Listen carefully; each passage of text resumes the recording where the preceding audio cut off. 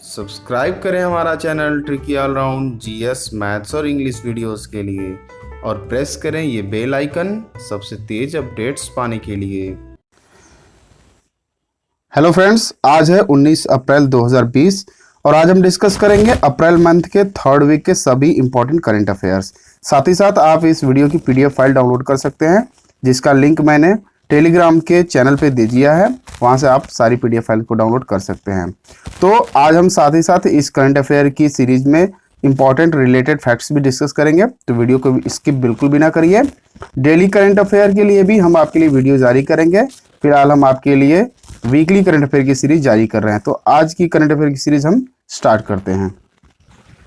पहला प्रश्न है दोस्तों, हाल ही में विश्व हीमोफीलिया दिवस कब मनाया गया है? तो देखिए, हाल ही में विश्व हीमोफीलिया दिवस 17 अप्रैल को मनाया गया है। सी ऑप्शन बिल्कुल यहाँ से आपका सही होता है।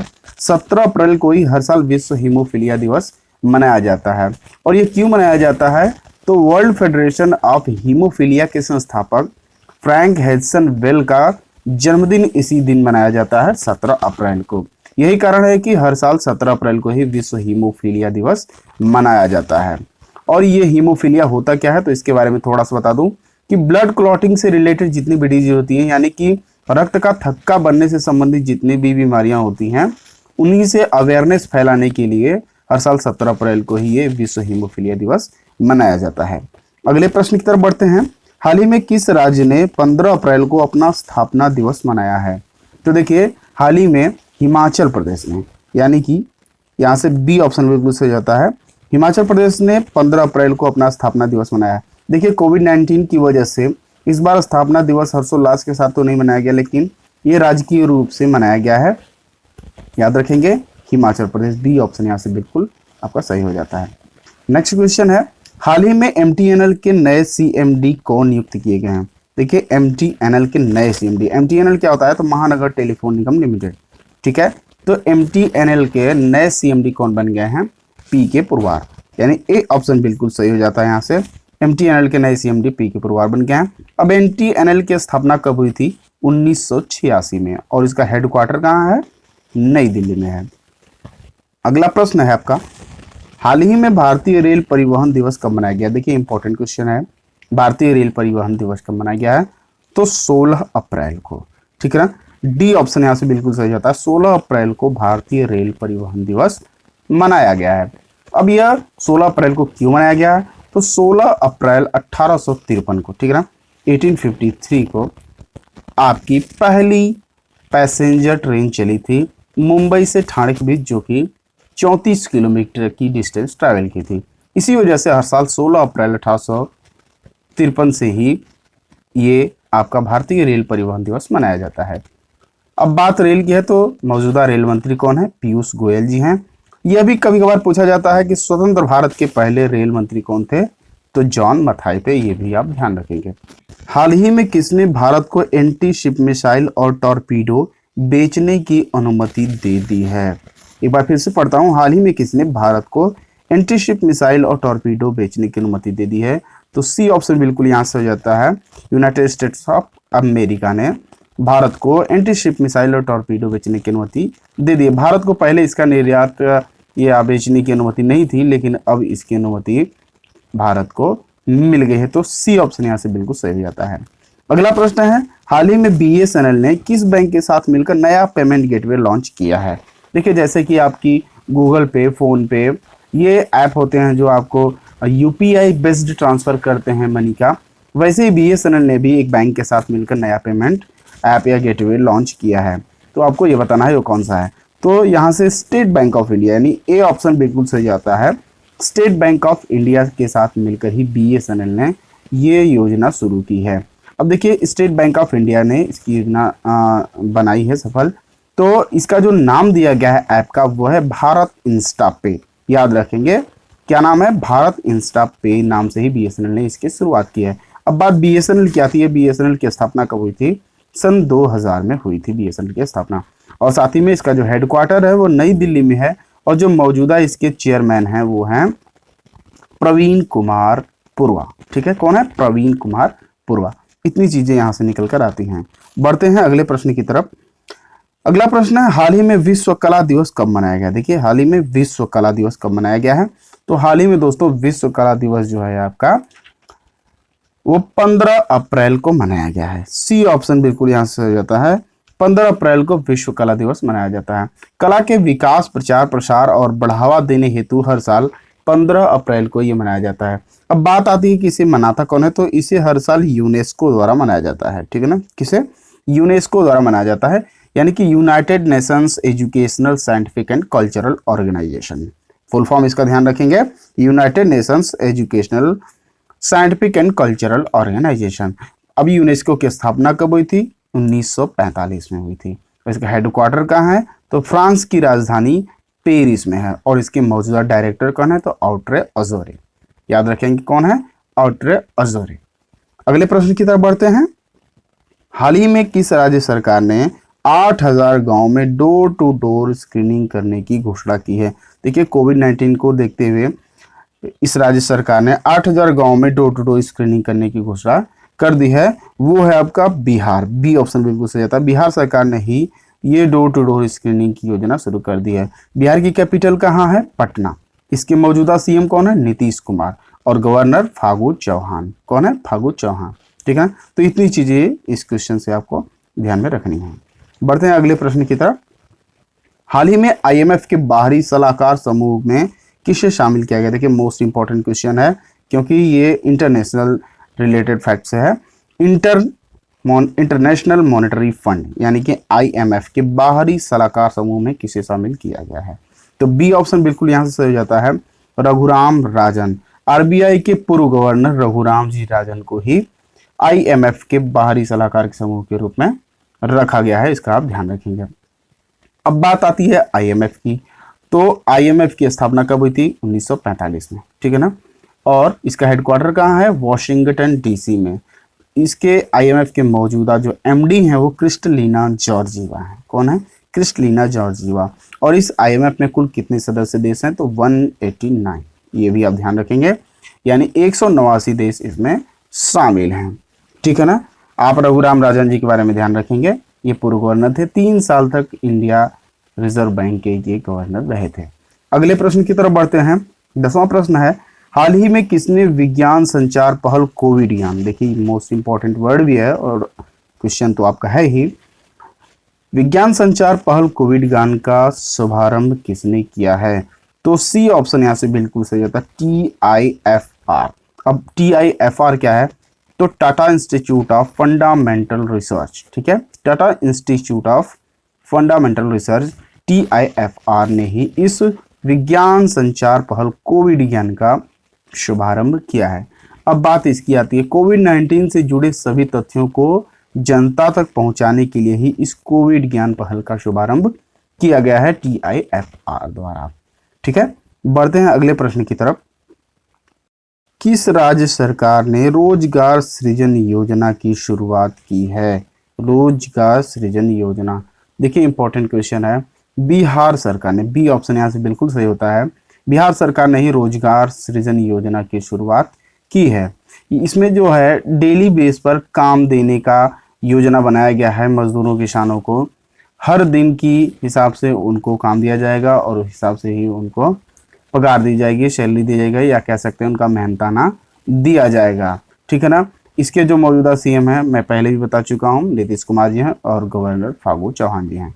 ठीक है, आगे बढ़ते हैं। भारत ने किस नाम से 2 लाख खुदरा दुकानें स्थापित करने की घोषणा की है? देखिए इंपॉर्टेंट क्वेश्चन है, भारत सरकार ने किस नाम से 2 लाख खुदरा दुकानें स्थापित करने की घोषणा की है? तो यहाँ पे सुरक्षा स्टोर, ए ऑप्शन बिल्कुल सही जाता है।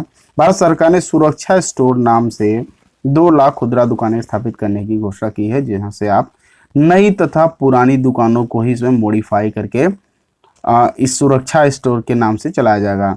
ध्यान देने वाली बात है कि इसमें सोशल डिस्टेंसिंग का ध्यान रखने के लिए, यानी कि कोविड-19 से बचने के लिए सोशल डिस्टेंसिंग का ध्यान रखते हुए ही सुरक्षा स्टोर खोलने की भारत सरकार ने योजना बनाई है। बढ़ते हैं हम अगले प्रश्न की तरफ। तो 13वां प्रश्न है आपका, हाल ही में एशियाई मुक्केबाजी चैंपियनशिप की मेजबानी कौन करेगा? ठीक है ना, मुक्केबाजी चैंपियनशिप, एशियाई मुक्केबाजी चैंपियनशिप की मेजबानी कौन करेगा? तो अपना देश भारत, सी ऑप्शन बिल्कुल यहाँ से हो जाता है। भारत जो है इस बार की एशियाई मुक्केबाजी चैंपियनशिप की मेजबानी करेगा और ये जो चैंपियनशिप होने वाली है नवंबर से दिसंबर 2020 में प्रस्तावित है, ठीक है ना। इसका भी आप ध्यान रखेंगे। पहली बार इसमें पुरुष और महिला दोनों कई एक साथ मेजबानी कर रहा है भारत। इससे पहले भारत किसी पुरुष या महिला ही मुक्केबाजी चैंपियनशिप की मेजबानी करता था, लेकिन इस बार संयुक्त रूप से इसकी मेजबानी कर रहा है, ठीक है ना। तो आगे बढ़ते हैं। हाल ही में विरूपाक्ष मिश्रा को किस बैंक का सीईओ नियुक्त किया गया? देखिए इंपॉर्टेंट है, एक तो विरूपाक्ष मिश्रा आपको ध्यान रखना है और किस बैंक के सीईओ नियुक्त किए गए हैं इसको भी आप ध्यान में रखेंगे। तो यहां से आपका बिल्कुल ऑप्शन सही जाता है यूबीआई, जो कि ऑप्शन में नहीं है। तो यहां से आप ध्यान में रखेंगे यूबीआई यानी कि यूनियन बैंक ऑफ इंडिया के नए सीईओ विरूपाक्ष मिश्रा को यहां से आपका सीईओ नियुक्त किया गया है। अब देखिए यूबीआई में कॉरपोरेशन बैंक और आंध्रा बैंक का विलय हुआ है, जिसमें कि आपके ये दो बड़े बैंक शामिल होकर यूबीआई में मिल चुके हैं, ठीक है ना। और इसका हेडक्वार्टर कहाँ है? तो मुंबई में है। और यूनियन बैंक ऑफ इंडिया की स्थापना कब हुई थी? तो ये भी याद रखेंगे 1919 में, ठीक है ना। 1919 में यूनियन बैंक ऑफ इंडिया की स्थापना हुई थी। बढ़ते हैं हम अगले प्रश्न की तरफ। हाल ही में किस राज्य सरकार ने कोविड-19 उपचार के लिए प्लाज्मा थेरेपी शुरू की है? देखिए कोविड-19 उपचार के लिए प्लाज्मा थेरेपी शुरू किया है केरल गवर्नमेंट ने, यानी कि ए ऑप्शन बिल्कुल सही हो जाता है। केरल सरकार ने ही कोविड-19 उपचार के लिए प्लाज्मा थेरेपी शुरू की है। अब केरल के सीएम कौन है? तो पिनरई विजयन है, ठीक है ना। और इस कोविड-19 के ठीक हुए मरीजों के ब्लड से प्लाज्मा निकालकर रिसर्च करने के लिए ही इस प्लाज्मा थेरेपी को शुरू किया गया है, जिससे कि ब्लड में होने वाले परिवर्तनों का पता लगाया जा सके और इसके उपचार को ढूंढा जा सके। हाल ही में प्रसार भारती ने पुराने टीवी कार्यक्रमों को दिखाने के लिए कौन सा चैनल लॉन्च किया है? ठीक ना, याद रखेंगे चैनल की बात यहाँ पे की जा रही है। प्रसार भारती ने कौन सा चैनल लॉन्च किया है? तो यहाँ से डीडी रेट्रो, बी ऑप्शन बिल्कुल सही हो जाता है। प्रसार भारती ने डीडी रेट्रो नाम से एक चैनल स्टार्ट किया, जिसमें कि पुराने टीवी कार्यक्रमों को प्रदर्शित किया जा रहा है। लॉकडाउन की स्थिति में लोग अपने घरों में बने रहें और उनकी स्थिति सामान्य हो, बाहर ना निकलें और मनोरंजन उठाएं, इस वजह से डीडी रेट्रो नाम से ही प्रसार भारती ने एक चैनल लॉन्च किया हुआ है।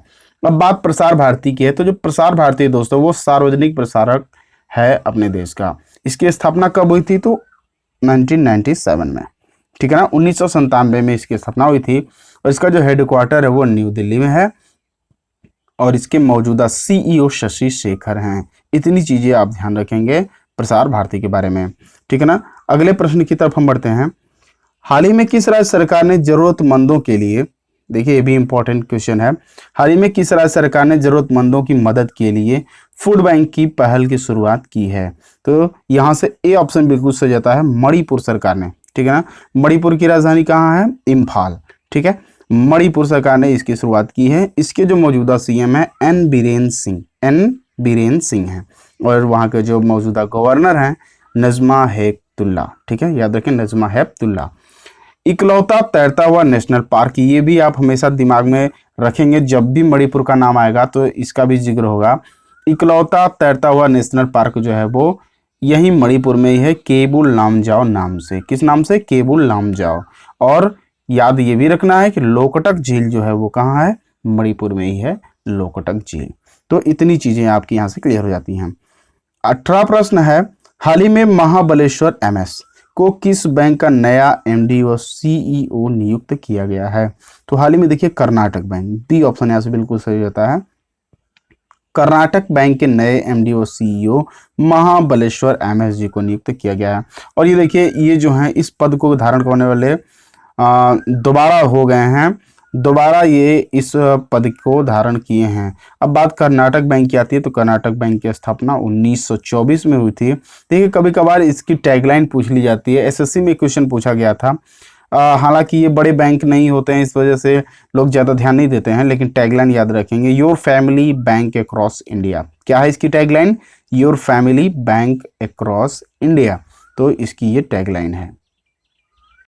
हाल ही में फोर्ब्स द्वारा जारी यंगेस्ट बिलियनर्स की लिस्ट में कौन से इस पर रहा? देखिए इंपॉर्टेंट क्वेश्चन है।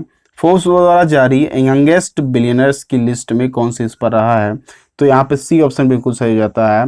कॉयली कॉस्मेटिक्स के संस्थापक कॉयली जेनर, इनको पहला स्थान प्राप्त हुआ है फोर्ब्स की बिलियनियर्स की लिस्ट में।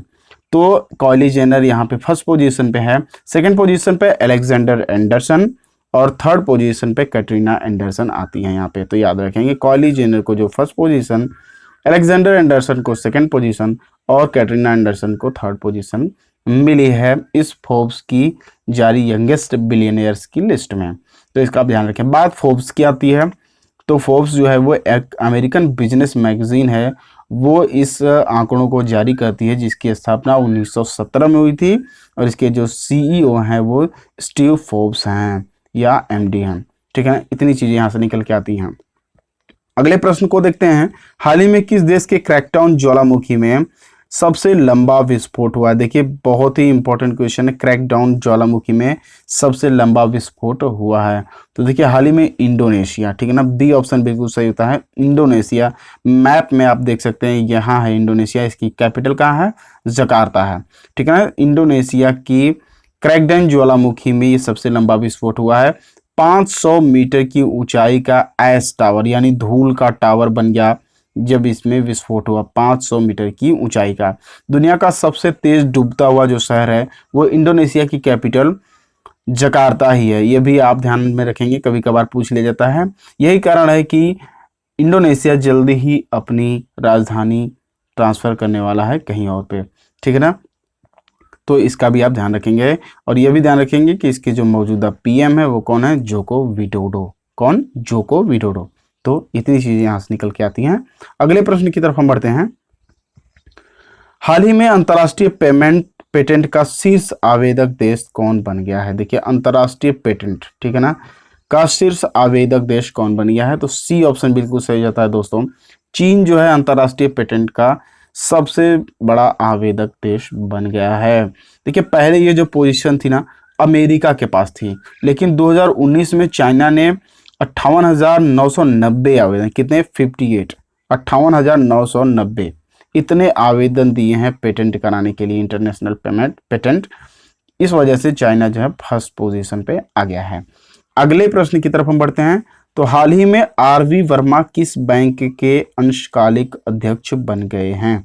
देखिए आरवी वर्मा अंशकालिक अध्यक्ष बनाए गए हैं एयू, है ना, एयू स्मॉल फाइनेंस बैंक। ये ऑप्शन बिल्कुल सही हो जाता है। एयू स्मॉल फाइनेंस बैंक के ये अंशकालिक अध्यक्ष बनाए गए हैं जिसकी स्थापना 1996 में हुई थी और इसका जो हेडक्वार्टर है एयू स्मॉल फाइनेंस बैंक का वो जयपुर में है और इसके जो मौजूदा सीईओ हैं वो हैं संजय अग्रवाल जी। ये भी आप ध्यान रखेंगे। एयू स्मॉल फाइनेंस बैंक के सीईओ कौन है? संजय अग्रवाल जी।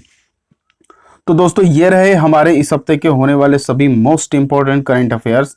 आप एक भी क्वेश्चंस को मिस ना करें, हमेशा वीडियो को देखते रहें। साथ ही इसकी पीडीएफ फाइल डाउनलोड करने के लिए मेरे टेलीग्राम के ग्रुप से जुड़ जाइए जिसका लिंक मैंने डिस्क्रिप्शन बॉक्स में दे रखा है। और वीडियो को लाइक और शेयर जरूर करिए, साथ ही अपने मित्रों को बताया करिए, उन्हें भी शेयर कीजिए। और दोस्तों आपको इसमें सुझाव देना चाहते हैं या फिर कोई गलती हो तो ज़रूर बताएं। आप देखिए दोस्तों हर रोज़ करंट अफेयर की सीरीज़ पाने के लिए हमसे जुड़े रहिए। मैं वीकली करंट अफेयर की सीरीज़ जारी करता ही हूँ, अभी आपके लिए डेली करंट अफेयर की सीरीज़ भी शुरू करने वाला हूँ। तो मिलते हैं नेक्स्ट वीडियो में, तब तक के लिए धन्यवाद। जय हिंद दोस्तों।